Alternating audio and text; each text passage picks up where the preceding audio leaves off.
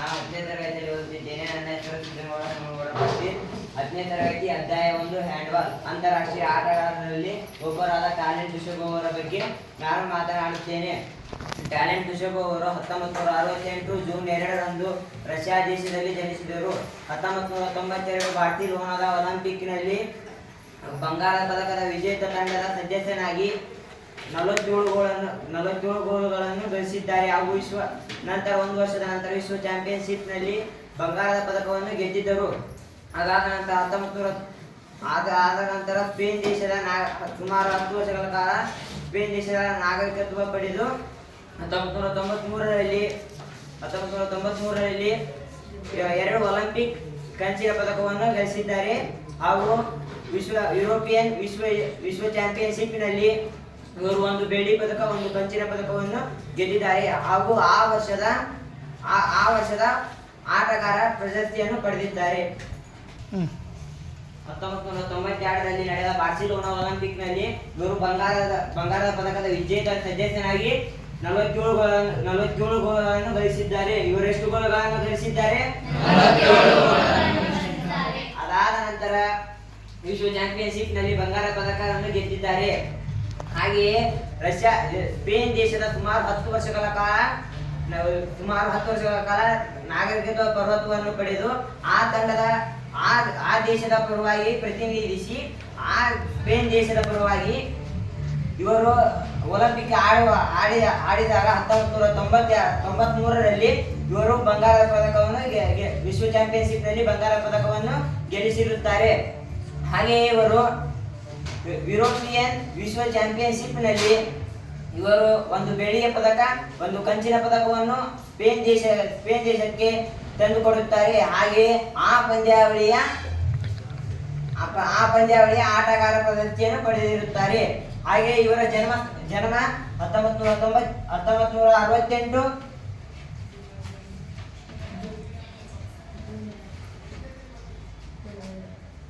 June 2ರಂದು ಜನಿಸಿರುತ್ತಾರೆ. ಹಾಗೂ ಎಲ್ಲಿ ಜನಿಸಿರುತ್ತಾರೆ ಎಂದರೆ ರಷ್ಯಾ ದೇಶದಲ್ಲಿ ಜನಿಸಿರುತ್ತಾರೆ.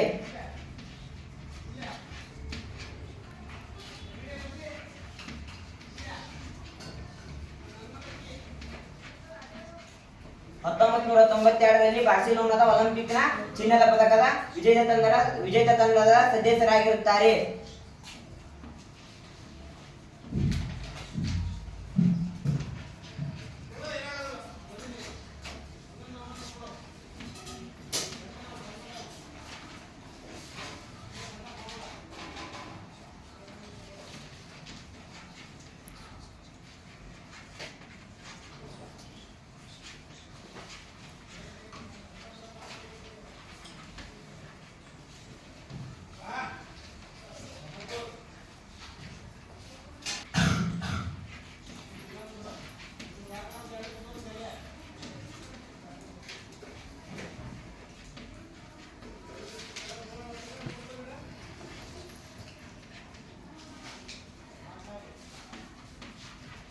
ಹಾಗೆಯೇ ಇವರು 1993ರಲ್ಲಿ ವಿಶ್ವ ಚಾಂಪಿಯನ್ಶಿಪ್ನಲ್ಲಿ ಬಂಗಾರದ ಪದಕವನ್ನು ಗೆದ್ದಿರುತ್ತಾರೆ. 1993ರಲ್ಲಿ ವಿಶ್ವ ಚಾಂಪಿಯನ್ಶಿಪ್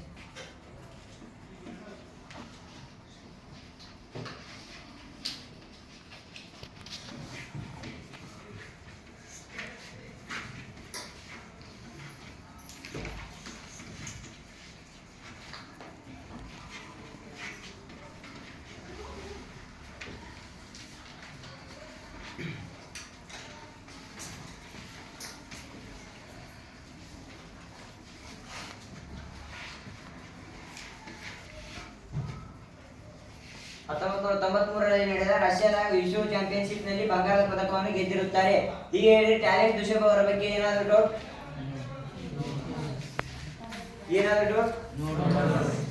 ಕ್ವಶನ್ ಕೇಳ್ಯಾ? ಟ್ಯಾಲೆಂಟ್ ದುಶೋಗೋ ಅವರು ಎಲ್ಲಿ ಜನಿಸಿದರು? ರಾಮಚಂದ್ರ ರಷ್ಯಾ ದೇಶದಲ್ಲಿ ಜನಿಸಿದರು. ಹಾಗೆ ಇವರು ಎಷ್ಟರಲ್ಲಿ ಜನಿಸಿದರು? 1967 ಜೂನ್ 2ರಲ್ಲಿ. ತಪ್ಪು. 1968ರಲ್ಲಿ ಜೂನ್ 2. ಸರಿಯಾ? 1992ರಲ್ಲಿ ನಡೆದ ಬಾರ್ಸಿಲೋನಾದಲ್ಲಿ ಯಾವ ಪದಕವನ್ನು ಟ್ಯಾಲೆಂಟ್ ದುಶೋಗೋ ಅವರು ಗಳಿಸಿರುತ್ತಾರೆ? ಜದೀಪ್ ಬಂಗಾರ ಪದಕವನ್ನು ಗಳಿಸಿದೆ. ಹಾಗೆ 1993ರಲ್ಲಿ ನಡೆದ ರಷ್ಯಾದ ವಿಶ್ವ ಚಾಂಪಿಯನ್ಶಿಪ್ ನಲ್ಲಿ ಯಾವ ಪದಕವನ್ನು ಗೆದ್ದಿರುತ್ತಾರೆ? ಸರಿ, ಮತ್ತೆ ಏನಾದರೂ ಡೌಟ್?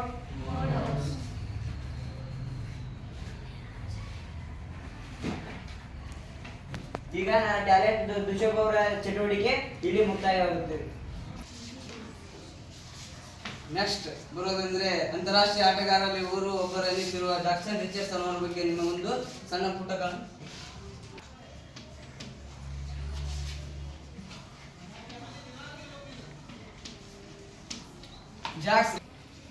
ಜಾಕ್ಸನ್ ರಿಚರ್ಡ್ಸನ್ ಅವರು ಮೂಲತಃ ಫ್ರಾನ್ಸ್ ದೇಶದಲ್ಲಿ ಜನಿಸಿರುತ್ತಾರೆ. ಇವರು ಫ್ರಾನ್ಸ್ ದೇಶದಲ್ಲಿ ಜನಿಸಿರುತ್ತಾರೆ. ಇವರು ಫ್ರಾನ್ಸ್ ದೇಶದಲ್ಲಿ 1969 ಜೂನ್ 4ರಂದು ಇವರು ಜನಿಸಿರುತ್ತಾರೆ. ಫ್ರಾನ್ಸ್ ದೇಶದಲ್ಲಿ 1969 ಜೂನ್ 4ರಂದು ಇವರು ಜನಿಸಿರುತ್ತಾರೆ.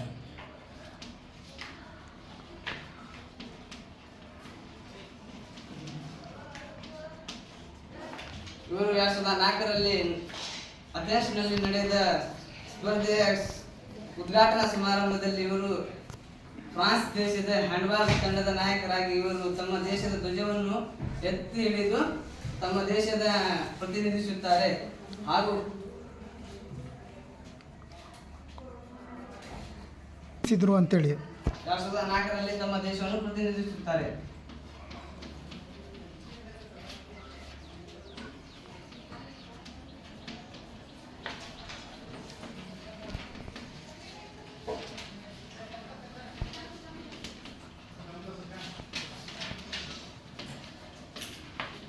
ಇವರು 2 ಬಾರಿ ಫ್ರೆಂಚ್ ಲೀಗ್ನ ವಿಜೇತ ಕೂಡ ಆಗಿರುತ್ತಾರೆ ಹಾಗೂ 2 ಬಾರಿ ಫ್ರೆಂಚ್ ಲೀಗ್ ವಿಜೇತ ತಂಡದ ಸದಸ್ಯರಾಗಿ ಇವರು ಕಾರ್ಯನಿರ್ವಹಿಸುತ್ತಾರೆ ಮತ್ತು ಫ್ರಾನ್ಸ್ 1994 ಮತ್ತು 96ರಲ್ಲಿ ಇವರು ವಿಜೇತ ತಂಡರಾಗಿರುತ್ತಾರೆ ಮತ್ತು ಅದೇ ರೀತಿ 1993 95ರಲ್ಲಿ ಇವರು ವಿಜೇತ ತಂಡದ ಸದಸ್ಯರಾಗಿ ಇರುತ್ತಾರೆ.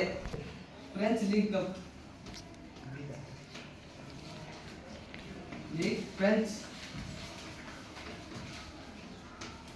ಫ್ರೆಂಚ್ ಕಪ್ ಇವರು ರಾಷ್ಟ್ರೀಯ ಫ್ರಾನ್ಸ್ ದೇಶದ ಹ್ಯಾಂಡ್ಬಾಲ್ ತಂಡದ ವಿಜೇತ ಸದಸ್ಯರಾಗಿ ಇವರು 2 ಬಾರಿ ವಿಶ್ವ ಚಾಂಪಿಯನ್ಶಿಪ್ ನಲ್ಲಿ ಇವರಿಗೆ ಪ್ರಥಮ ಸ್ಥಾನವನ್ನು ದೊರಕಿಸಿಕೊಟ್ಟಿರುತ್ತಾರೆ ಹಾಗೂ ಅದೇ ರೀತಿ ಇವರು 1992ರಲ್ಲಿ ನಡೆದ ಬಾರ್ಸಿಲೋನಾ ಒಲಿಂಪಿಕ್ಸ್ ನಲ್ಲಿ ಕಂಚಿನ ಪದಕವನ್ನು ಪಡೆದಿರುತ್ತಾರೆ. 1992ರಲ್ಲಿ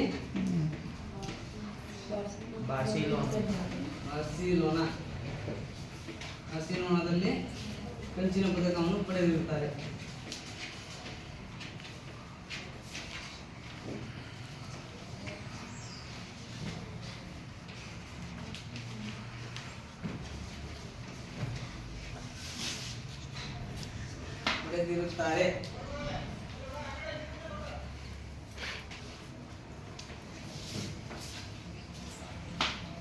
ಇವರು ಅಂತಾರಾಷ್ಟ್ರೀಯ ಹ್ಯಾಂಡ್ಬಾಲ್ ಫೆಡರೇಷನ್ ಇವರ ವರ್ಷದ ಆಟಗಾರರು 1995ರಲ್ಲಿ ಇವರಿಗೆ ದೊರಕುತ್ತದೆ. 1995ರಲ್ಲಿ ವರ್ಷದ ಆಟಗಾರರೆಂದು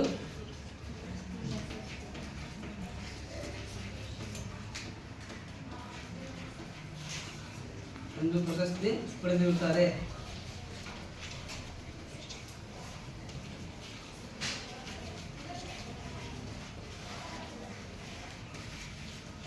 ಇವರ ಕಠಿಣ ಮತ್ತು ಪರಿಶ್ರಮದಿಂದ ಇವರಿಗೆ 15 ವರ್ಷಕ್ಕೂ ಅಧಿಕ ಬಾರಿ ಇವರಿಗೆ ವಿಶ್ವದ ಶ್ರೇಷ್ಠ ಆಟಗಾರರಾಗಿ ಗುರುತಿಸಲ್ಪಟ್ಟಿದ್ದಾರೆ.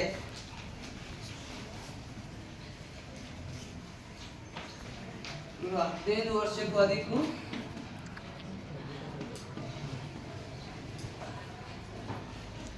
ಅಧಿಕ ಬಾರಿ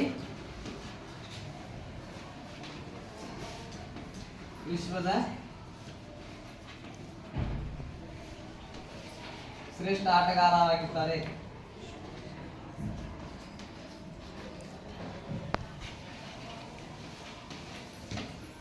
ಜಾಕ್ಸನ್ ರಿಚರ್ಡ್ಸನ್ ಅವರ ಬಗ್ಗೆ ನಿಮಗೆ ಏನಾದರೂ ಡೌಟ್ ಇದ್ರೆ ಕೇಳಿ. ನಿಮ್ಮೊಂದು ನಾವು ಪ್ರಶ್ನೆ ಕೇಳುತ್ತೇನೆ. ಜಾಕ್ಸನ್ ರಿಚರ್ಡ್ಸನ್ ಅವರು ಯಾವ ದೇಶದವರು? ಮಹೇಶ್. ಜಾಕ್ಸನ್ ರಿಚರ್ಡ್ಸನ್ ರವರು ಫ್ರಾನ್ಸ್ ದೇಶದವರು. ಕರೆಕ್ಟ್. ಮತ್ತು ಅದೇ ರೀತಿ ಜಾಕ್ಸನ್ ರಿಚರ್ಡ್ಸನ್ ಅವರು ಎಷ್ಟರಲ್ಲಿ ಜನಿಸಿದರು? ಪಂಚಾಕ್ಷರ. 1969ರಲ್ಲಿ ಜನಿಸಿದರು. ತಾರೀಖು? ಜೂನ್ 4ರಂದು 1969ರಂದು ಜನಿಸಿದರು. ಸರಿಯಾದ ಉತ್ತರ. ಫ್ರೆಂಚ್ ಲೀಗ್ನ ವಿಜೇತ ತಂಡರಾಗಿ ಇವರು ಎಷ್ಟನೇ ಇಸ್ವಿಯಲ್ಲಿ ಪಡೆದಿರುತ್ತಾರೆ?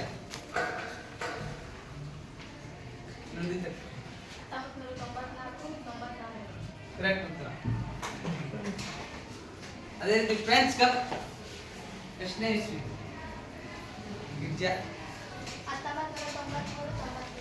ಕರೆಕ್ಟ್ ಉತ್ತರ. ಇವರು 1992ರಲ್ಲಿ ನಡೆದ ಬಾರ್ಸಿಲೋನಾ ಒಲಿಂಪಿಕ್ಸ್ ನಲ್ಲಿ ಯಾವ ಪದಕವನ್ನು ಪಡೆದಿರುತ್ತಾರೆ? ವೆಂಕಟೇಶ್. ಅವರು ಕಂಚಿನ ಪದಕವನ್ನು ಪಡೆದಿರುತ್ತಾರೆ. ಕರೆಕ್ಟ್ ಉತ್ತರ. ಇವರಿಗೆ ವರ್ಷದ ಆಟಗಾರರೆಂದು ಪ್ರಶಸ್ತಿಯನ್ನು ಯಾವಾಗ ನೀಡಿದರು? ಆಕಾಶ್. 1990. ಕರೆಕ್ಟ್ ಉತ್ತರ. ಇವರು ಎಷ್ಟು ವರ್ಷಕ್ಕೂ ಅಧಿಕ ವಿಶ್ವದ ಶ್ರೇಷ್ಠ ಆಟಗಾರರೆಂದು ಪರಿಗಣಿಸಿದ್ದಾರೆ? ನಮಿತ್. 15 ವರ್ಷ. ಕರೆಕ್ಟ್ ಉತ್ತರ. ಇಷ್ಟು ಜಾಕ್ಸನ್ ರಿಚರ್ಡ್ಸನ್ ಅವರ ಬಗ್ಗೆ ಸಣ್ಣದಾದ ಕತೆ. ಹ್ಯಾಂಡ್ಬಾಲ್ ಆಟದ ಅಂತಾರಾಷ್ಟ್ರೀಯ ಆಟಗಾರರಾದ ಡೆನಿಯನ್ ಸ್ಟೀಫನ್ ರವರ ಬಗ್ಗೆ ನಾನು ಒಂದು ಸಣ್ಣ ಪರಿಚಯವನ್ನು ಮಾಡಿಕೊಡುತ್ತೇನೆ.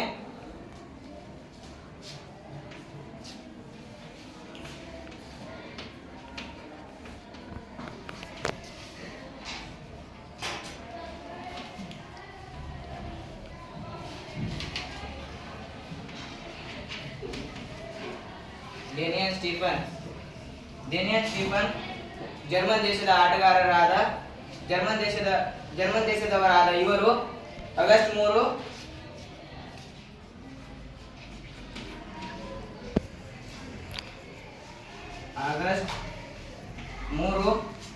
1973ರಲ್ಲಿ ಜನಿಸಿದರು. ಹಾಗೂ ಇವರು 1995ರಿಂದ ಜರ್ಮನ್ ಹ್ಯಾಂಡ್ಬಾಲ್ ಆಟದ ಸದಸ್ಯರಾಗಿದ್ದರು. ಯುರೋಪಿಯನ್ ಚಾಂಪಿಯನ್ಶಿಪ್ ಹ್ಯಾಂಡ್ಬಾಲ್ ಆಟದ 2004ರ ವಿಜೇತ ತಂಡದ ಸದಸ್ಯರಾಗಿದ್ದರು. ಸ್ಟೀಫನ್ ರವರು 1998ರಲ್ಲಿ ವಿಶ್ವ ವರ್ಷದ ಆಟಗಾರರಾಗಿಯೂ ಒಂದು ಬಾರಿಗೆ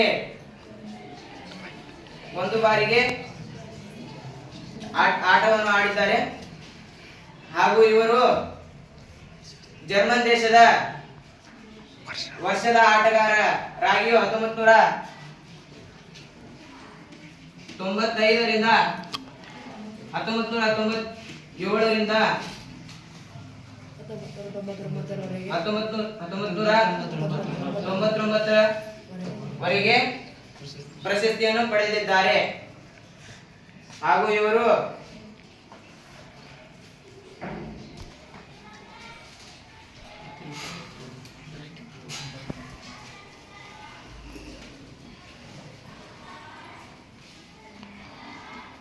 ಜರ್ಮನ್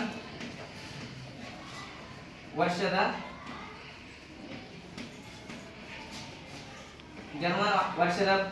ಆಟಗಾರ ಪ್ರಶಸ್ತಿಯನ್ನು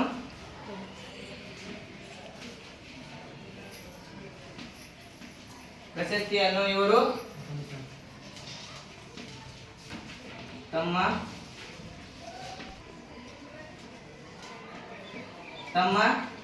ಮುಡಿಗೆ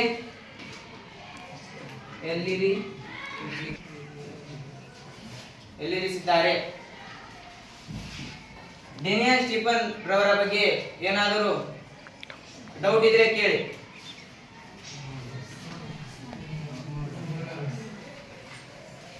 ಈಗ ನಾನು ಪ್ರಶ್ನೆಗಳನ್ನು ಕೇಳುತ್ತೇನೆ. ಉತ್ತರಿಸಿ. ಡೇನಿಯಲ್ ಸ್ಟೀಫನ್ ರವರು ಎಷ್ಟರಲ್ಲಿ ಜನಿಸಿದರು? ವೆಂಕಟೇಶ್.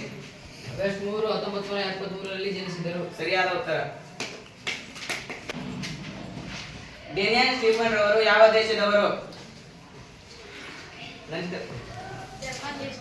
ಸರಿಯಾದ ಉತ್ತರ. ಡೇನಿಯಲ್ ಸ್ಟೀಫನ್ ರವರು ಜರ್ಮನ್ ತಂಡದ ಸದಸ್ಯರಾಗಿ ಯಾವಾಗ ಆಟವನ್ನು ಆಡಿದರು? ಪಂಚಾಕ್ಷರ. 1995ರಲ್ಲಿ. ಸರಿಯಾದ ಉತ್ತರ. ಇಷ್ಟು ಹೇಳುತ್ತಾ ನನ್ನ ಡೇನಿಯಲ್ ಸ್ಟೀಫನ್ ರವರ ಪರಿಚಯವನ್ನು ಮುಗಿಸುತ್ತೇನೆ. ಅಂತಾರಾಷ್ಟ್ರೀಯ ಆಟಗಾರರಾದ ಒಬ್ಬರು ಹೆನ್ರಿಕ್ ಫ್ರಿಟ್ಜ್ ಅವರ ಬಗ್ಗೆ ಒಂದು ಪರಿಚಯ ಮಾಡಿಕೊಡುತ್ತೇನೆ. ಹೆನ್ರಿಕ್ ಫ್ರಿಟ್ಜ್ ಸೆಪ್ಟೆಂಬರ್ 21 1974ರಲ್ಲಿ ಜರ್ಮನ್ ದೇಶದಲ್ಲಿ ಜನಿಸುತ್ತಾರೆ.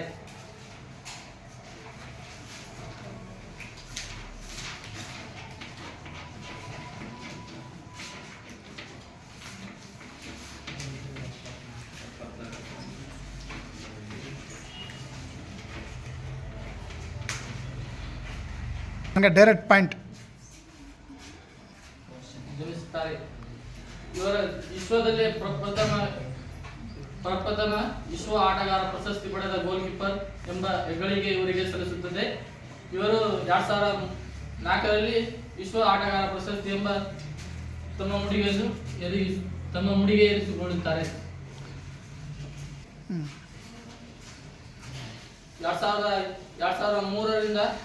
2002ರಿಂದ ಜರ್ಮನ್ ದೇಶದ ರಾಷ್ಟ್ರೀಯ ತಂಡದ ಆಟಗಾರರಾಗಿ ಇರುತ್ತಾರೆ. ಸ್ವೀಡನ್ನಲ್ಲಿ ನಡೆದ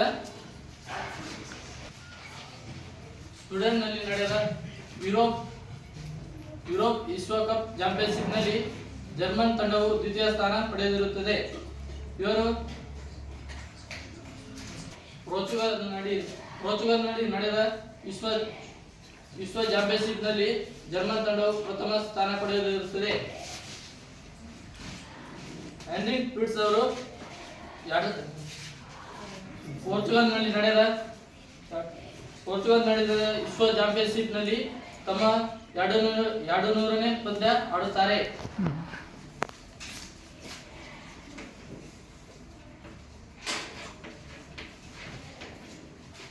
ಹಾಗೆ ಹೆನ್ರಿಕ್ ಫ್ರಿಟ್ಜ್ ಅವರು ವಿಶ್ವದಲ್ಲೇ ಮೊಟ್ಟಮೊದಲ ವಿಶ್ವ ಆಟಗಾರ ಪ್ರಶಸ್ತಿ ಪಡೆದ ಗೋಲ್ ಕೀಪರ್ ಎಂದು ಇವರಿಗೆ ಗೌರವ ಸಂದಿರುತ್ತದೆ.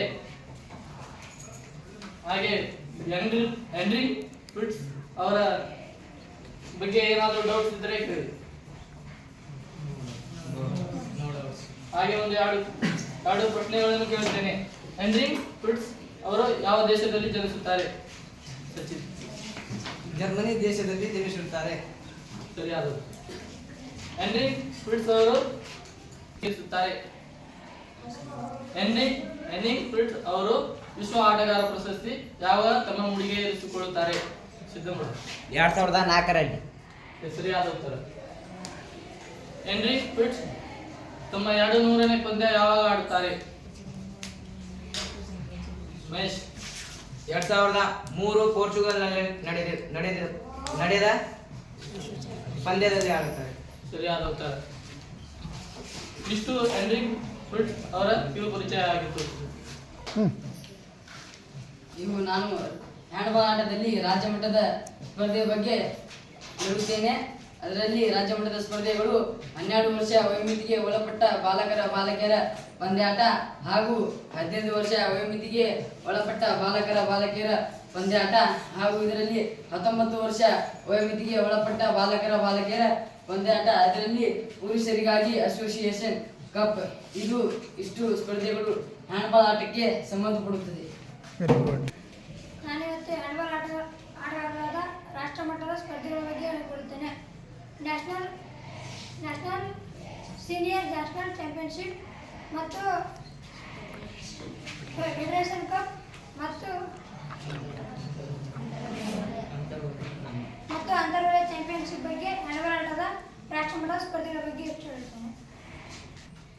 ಈಗ ಅಂತಾರಾಷ್ಟ್ರೀಯ ಪಂದ್ಯದ ಸ್ಪರ್ಧೆ ಹ್ಯಾಂಡ್ಬಾಲ್ ಆಟದ ಅಂತಾರಾಷ್ಟ್ರೀಯ ಸ್ಪರ್ಧೆಯ ಬಗ್ಗೆ ನೀವು ತಿಳಿಸುತ್ತೇನೆ.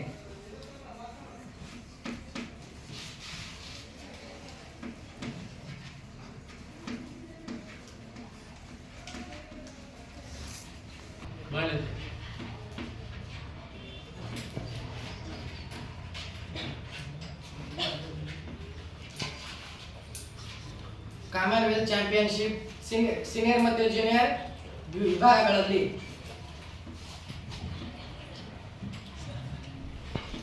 ಏಷ್ಯನ್ ಚಾಂಪಿಯನ್ಶಿಪ್,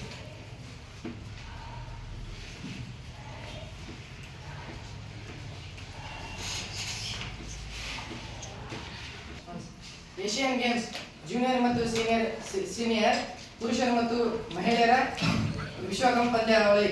ಇಷ್ಟು ಹೇಳಿ ಇದು ಹ್ಯಾಂಡ್ಬಾಲ್ ಆಟದ ಸ್ಪರ್ಧೆಯ ಬಗ್ಗೆ ಮುಗಿಸುತ್ತೇನೆ.